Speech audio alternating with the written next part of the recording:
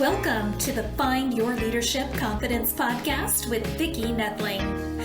You are about to discover impactful lessons that help you grow as an individual, grow your confidence, and find the positive and good within you, so you powerfully and authentically become the best version of yourself.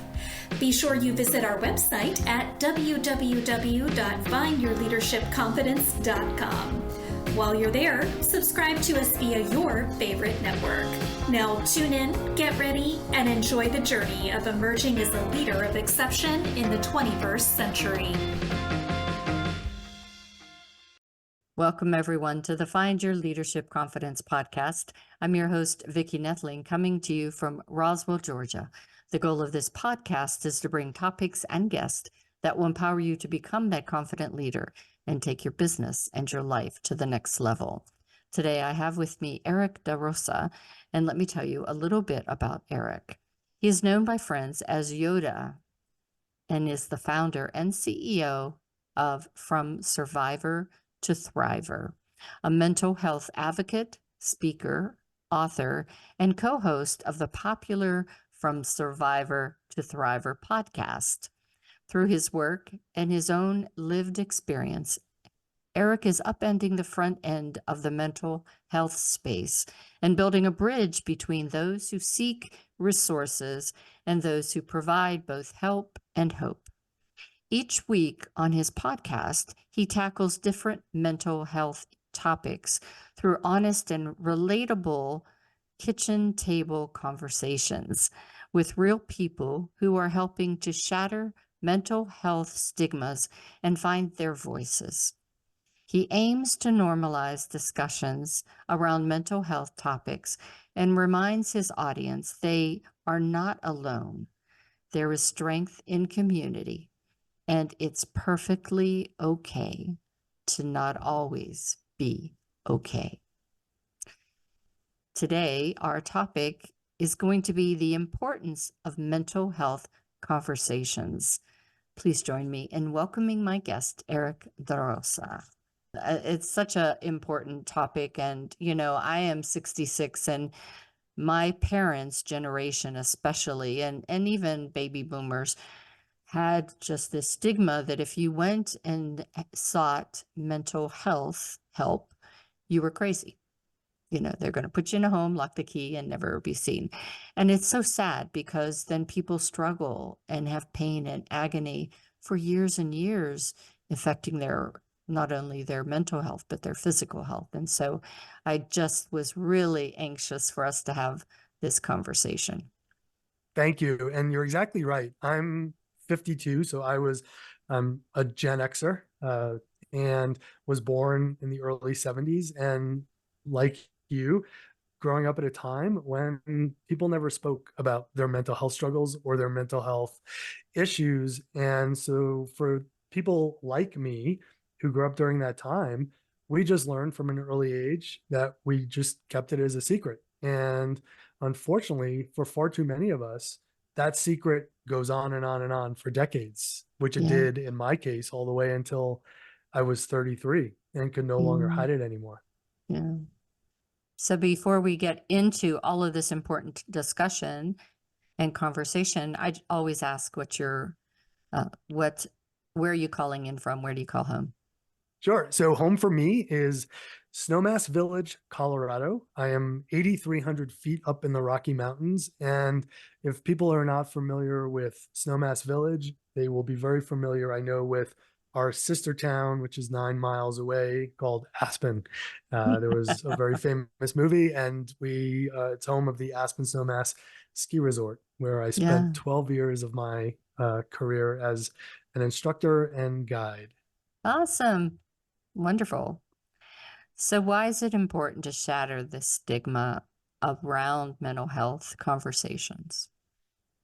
So as we led in with, far too many people are brought up in environments where we talk very openly about our physical health. When things are bothering us, diabetes, heart disease, people speak openly, honestly about that, and there's no fear at all of bringing up that topic. When it comes to the topic of mental health, there's still so much shame and stigma and taboo around it. And we need to be speaking about our mental health and our mental health struggles as openly as we talk about our struggles with our physical health. And if we've learned anything, it's that the two are 100% interconnected. And we can Absolutely. no longer speak about one without speaking about the other. And so Yeah.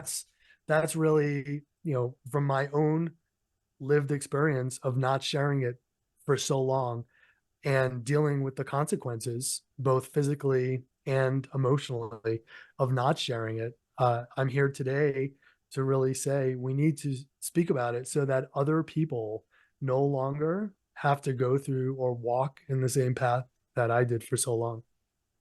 And really, my experience too from some family members is that when there were things that were not right and they express that to their doctor's like, oh, it's all in your head or whatever. And so that curtailed any fruitful discussion that might prevent what later came with, which was then the physical was impacted because of the mental.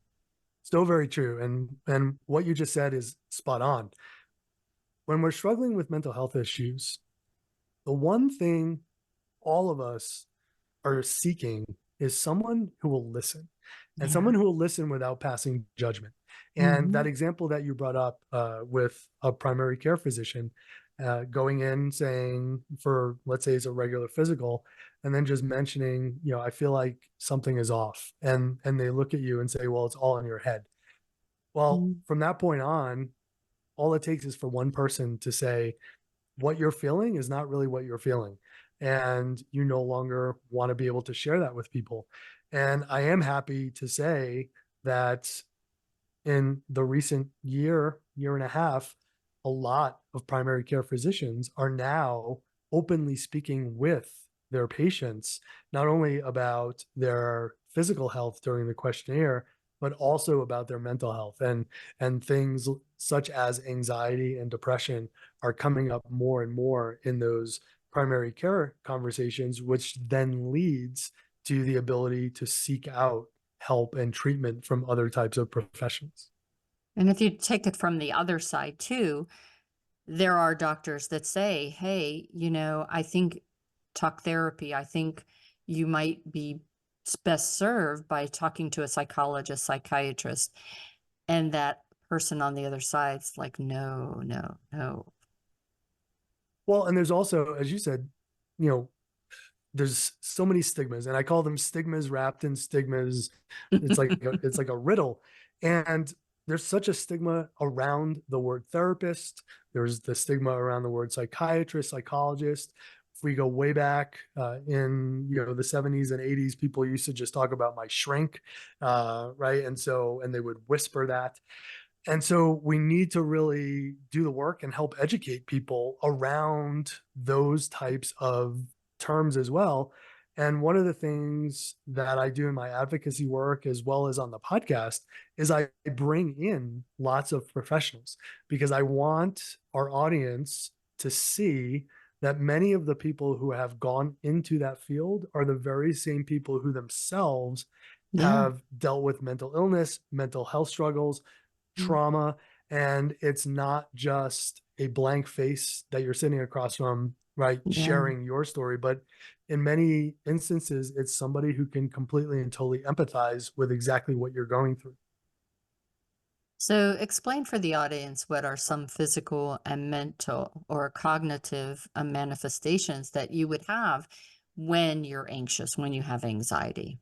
Sure. So we're all familiar with, you know, getting up to give a big presentation, for instance, and we sort of have butterflies in our stomach. And then we get up on the stage or we come on a podcast.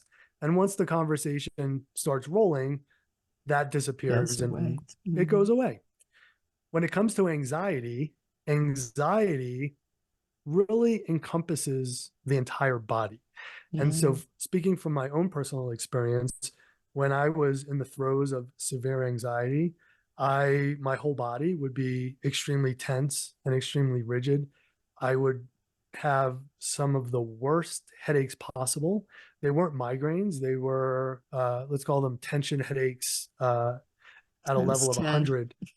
Yeah. And it felt at many times as though there was a vice on right around my head, and somebody was clamping it down tighter and tighter and tighter.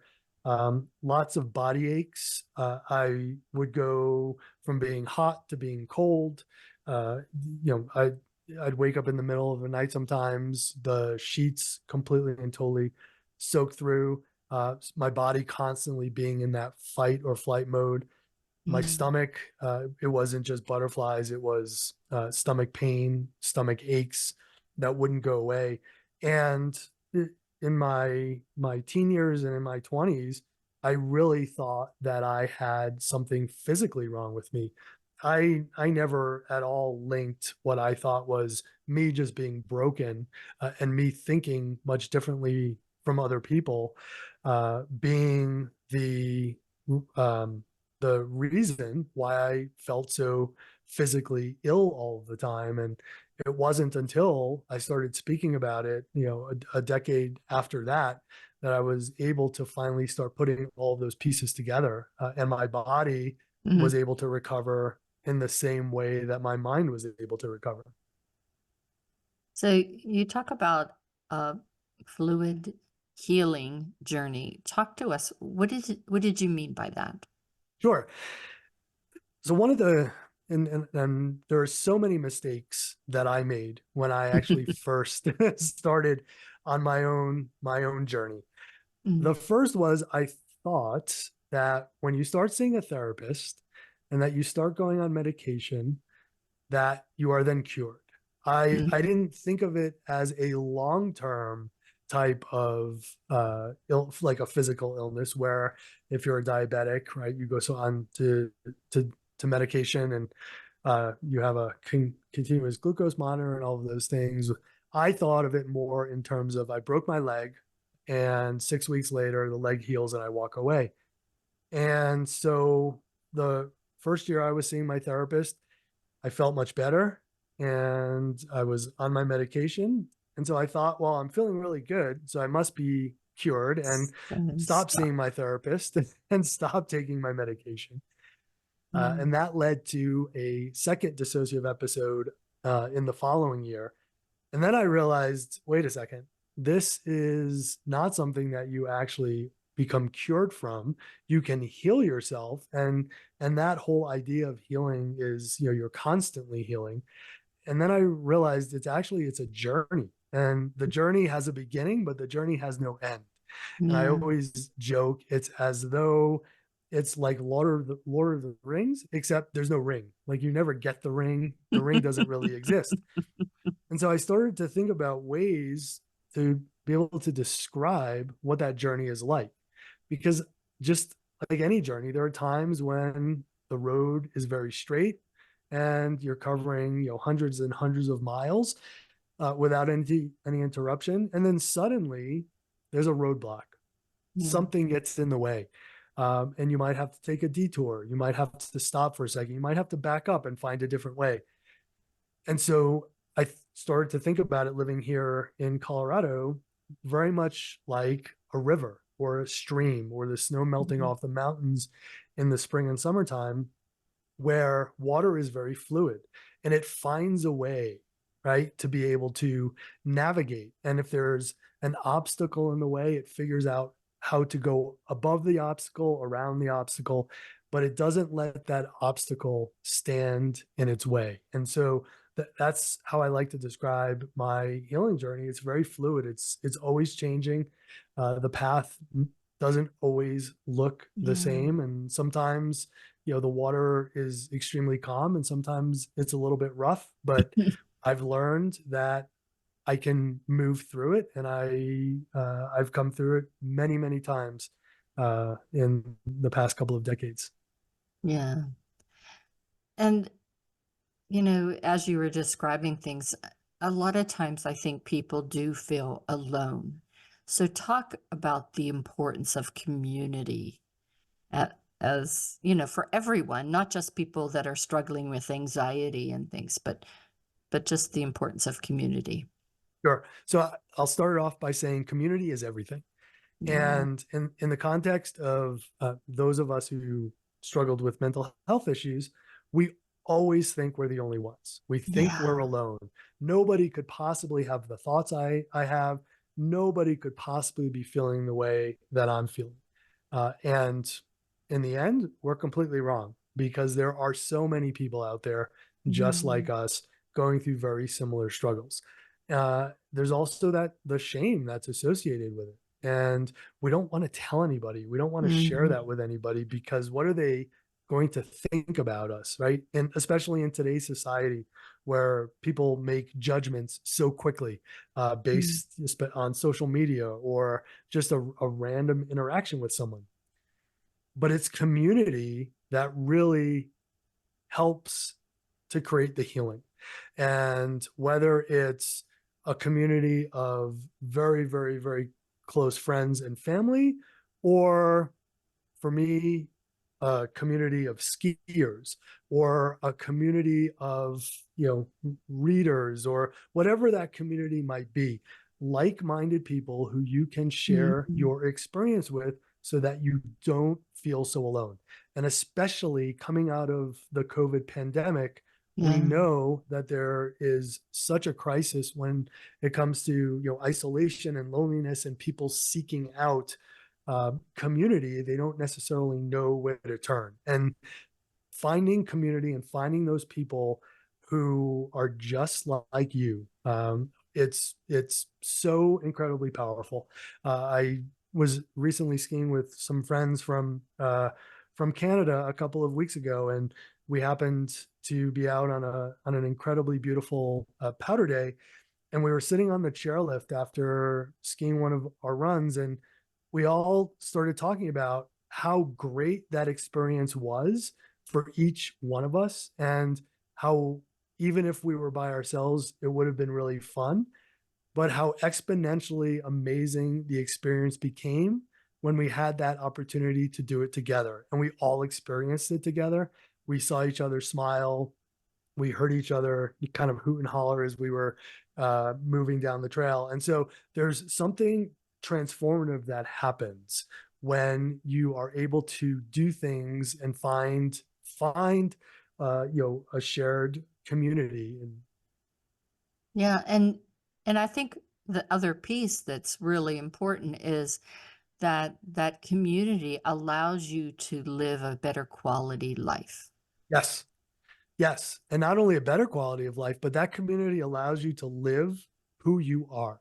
Yeah. It's when you truly find your community. I have lots of friends who call it their chosen family. Uh, I've nicknamed mine my healing team. When you really find those people, you can be your true and authentic self. You no Yeah. longer have to hide. You no longer have to worry what people are thinking. And you really get to meet those people on a much, much, much deeper level. And those are Mhm. the true friendships that last forever. Yeah. And it kind of goes to what my last question was meeting yourself where you're at, because it just takes away the stigma and and the shame, because it's like you said, I'm not alone. The other these people are my people and they get Yes. me. Yes. And I came up with the meetings yourself where you're at when I started really doing a lot of the deep healing work in the last, call it 5 years. And I used to hear a lot when I was growing up in school, Erik needs to get along better with others. And then as Mm. I moved into my career, you need to meet other people where they're at. You need to meet other people where they're at. And then I reflected on that and I thought, well, the reason I didn't get along well with others and the reason I couldn't meet others where they were at because I wasn't comfortable with who I was. I didn't know Yeah. who I was. And now I truly believe that you need to wake up each morning and look in the mirror and ask yourself, where am I today? What do Mhm. I need today? What am I able to provide to others today? Yeah. And I call that meeting yourself where you're at. Once you've been able to do that, then you can step out into the world and you can meet others where they're at and let them know, here's where I am today. Here's what I'm capable of being able to provide. And so it no longer becomes this mystery of like doing this dance, trying to figure out, how am I going to get through the day and what are people going to think? Yeah. Well, this is such an important topic, and we could talk for hours and hours, I think, on it. So I definitely want to have you back and we can continue the conversation. But it's time now for me to share my slide with contact information. Those of you that are just listening, you know the drill. You should quickly run and get a paper and pen if you haven't done so already. Those listening, you can do a screenshot. All this information will be on my YouTube channel, Vicki Noethling. Definitely subscribe. And also on my findyourleadershipconfidence.com. So to go to the website, you can go to https://buzzsprout.com. That's buzzsprout.com. And there's a number after that, but I think you can just get it by going Buzzsprout. And Facebook is Erik DaRosa.7. That's Erik.DaRosa.7. Instagram is Ski Sherpa. And LinkedIn is Erik DaRosa, all smashed together, one word. I'm going to turn it over to Erik to talk to you about his call to action. Erik? Sure. So if you go to our website, it's the best way to find us and to reach out. It's called From, F-R-O-M, Survivor to Thriver.com. And on there, you'll find links to our From Survivor to Thriver podcast. New episodes come out every Tuesday morning. You'll be able to find a link to a collaborative book, which I was an author in, called Scars to Stars. And you'll also be able to reach out to us with any kind of requests. If you want to be a guest on our show, if there's any particular topics you want to hear about, or if there's anything on today's podcast that you heard and you would want to ask some questions or just in need of someone to speak to. And for me, my biggest call to action, and it's the reason that I started the company, and it's the reason that I do all the work that I do now, is I dream of living in a world where people can speak openly and honestly about their mental health issues without fear of judgment or reprisal. Absolutely. Well, Erik, it's just been a wonderful conversation. And again, as I said, it's just really one that I wish more and more people would feel comfortable in having. I think that there's a lot of people that are living in a very small world when they could open it up by having that community and just really addressing those things that are keeping them, stuck with not addressing their mental health. You're so right, Vicki. Thank you so much for having me on today and being able to share my message. And if I leave people with anything, just remember that community is everything, and community starts person by person. It's like building the foundation of a house brick by brick, and it gets stronger the more bricks that are added. And always remember that there's help and there's hope, and that there is, in fact, a way through. Yeah. And, if you don't know who to contact, reach out for Erik, check out his podcast. Again, the website, Erik, for the podcast is so you can find the podcast on our website. It's From Survivor to Thriver.com. The podcast itself is From Survivor to Thriver, and you can find that on Apple, Spotify, or wherever you get your podcasts. Awesome. All right. So as always, thank you for being such a wonderful guest. And I remind everyone that life is a journey, and it's up to you to enjoy the ride. This is Vicki Noethling, signing off. Thank you for tuning into the Find Your Leadership Confidence podcast with Vicki Noethling, where we share impactful lessons that help you grow as an individual, grow your confidence, and find the positive and good within you so you powerfully and authentically become the best version of yourself. Remember to visit our website at www.findyourleadershipconfidence.com and enjoy even more great episodes like this one.